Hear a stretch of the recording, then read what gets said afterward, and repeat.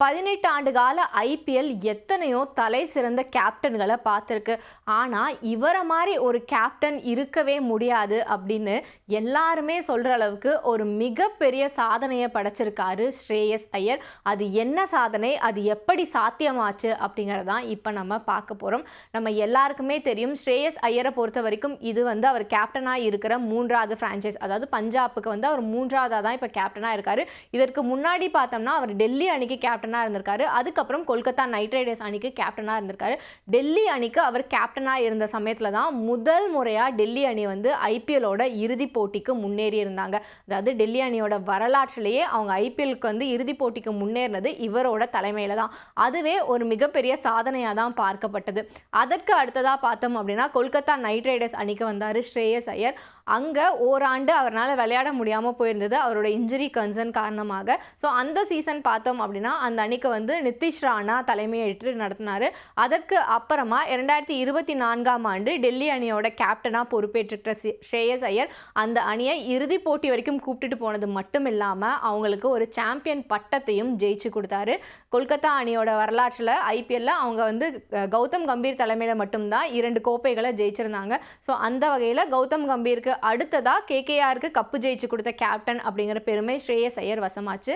ஆனால் அந்த அணி கூட அவருக்கு என்ன பிரச்சனை அப்படிங்கிறதே தெரியாத மாதிரி அந்த அணி தக்க வைக்கப்படும் வீரர்களோட பட்டியலை வெளியிடும் போது அதில் அவங்களோட டிஃபெண்டிங் சாம்பியனாக இருக்கிற அந்த அணிக்கு கப்பு வாங்கி கொடுத்த ஸ்ரேயஸ் ஐயரோட பெயரே இருக்கலை. அதற்கு அப்புறமா பார்த்தோம் அப்படின்னா ஏலத்துக்கு ஸ்ரேயஸ் ஐயரை பஞ்சாப் கிங்ஸ் அணி எடுத்தாங்க 26.25 கோடி ரூபாய் கொடுத்து. ஸோ அது அந்த சமயத்தில் ஒரு மிகப்பெரிய தொகையாக இருந்தது. என்னதான் ரிஷப் பண்ட் 27 கோடி ரூபாய்க்கு ஏலம் போயிருந்தாலும் ஸ்ரேயஸ் ஐயருக்கு 26.25 கோடியா, இது கொஞ்சம் அதிகமான தொகையா தெரியலையா அப்படிங்கிற மாதிரியான விமர்சனங்கள்லாம் எழுந்திருந்தது. ஆனால் அந்த விமர்சனங்கள் எல்லாத்துக்குமே தன்னோட கேப்டன்சி மூலமாக பதிலடி கொடுத்திருக்காரு ஸ்ரேயஸ் ஐயர். ஏன்னா 11 ஆண்டுகளுக்கு அப்புறம் இப்போ பஞ்சாப் கிங்ஸ் அணி பிளே ஆஃபுக்கு முன்னேறி இருக்காங்க. அந்த வகையில் பார்த்தோம் அப்படின்னா தான் கேப்டனாக இருந்த 3 டிஃப்ரெண்ட் ஃப்ரான்ச்சைஸை பிளே ஆஃப்க்கு கூட்டிட்டு போன கேப்டன் அப்படிங்கிற ஒரு மிகப்பெரிய வரலாற்று சாதனையை ஐபிஎல்ல நிகழ்த்தியிருக்காரு ஸ்ரேயஸ் ஐயர். மகேந்திர சிங் தோனி எத்தனையோ முறை சென்னை சூப்பர் கிங்ஸை இறுதி போட்டிக்கு கூட்டிட்டு போயிருக்கலாம். ரோஹித் சர்மா எத்தனையோ கோப்பைகளையும் சரி வெற்றிகளையும் மும்பை இந்தியன்ஸ்க்கு பெற்றுக் கொடுத்துருக்கலாம். ஆனால் இவங்க யாருமே பெருசாக வேற எந்த ஃப்ரான்ச்சைஸ்க்கும் விளையாடினதில்லை அப்படிங்கிறத தாண்டி எத்தனையோ பேர் வேற வேற ஃப்ரான்ச்சைஸ்க்கு கேப்டனாக இருந்திருக்காங்க. ஆனால் அவங்க யாருமே பண்ணாத சாதனையை சத்தமே இல்லாமல் ஸ்ரேயஸ் ஐயர் செஞ்சு முடிச்சிருக்காரு. அது மட்டும் இல்லாமல் அவரோட வின்னிங் ரெக்கார்ட்ஸ் கேப்டனாகவுமே 50%க்கு மேலே தான் இருக்குது. அதாவது விளையாடின பாதி போட்டிகளில் அவர் வெற்றியை பதிவு செஞ்சுருக்காரு ஒரு கேப்டனாகவும்.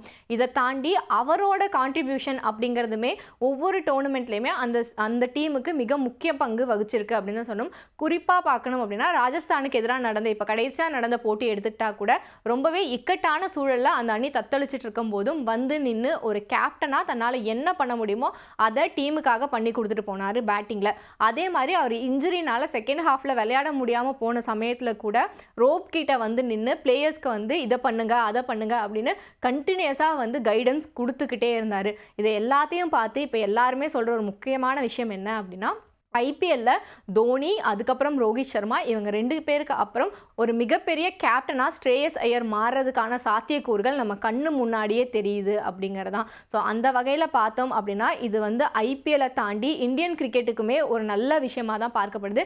ஏன்னா ரோஹித் சர்மாவோட ரிட்டைர்மெண்ட்டுக்கு அப்புறமா ஏற்கனவே T20க்கு கேப்டனாக சூரியகுமார் யாதவ் இருக்காரு. அதுக்கப்புறமா டெஸ்ட் கிரிக்கெட்டுக்கு இப்போ புது கேப்டன் அனௌன்ஸ்மெண்ட் வரப்போகுது.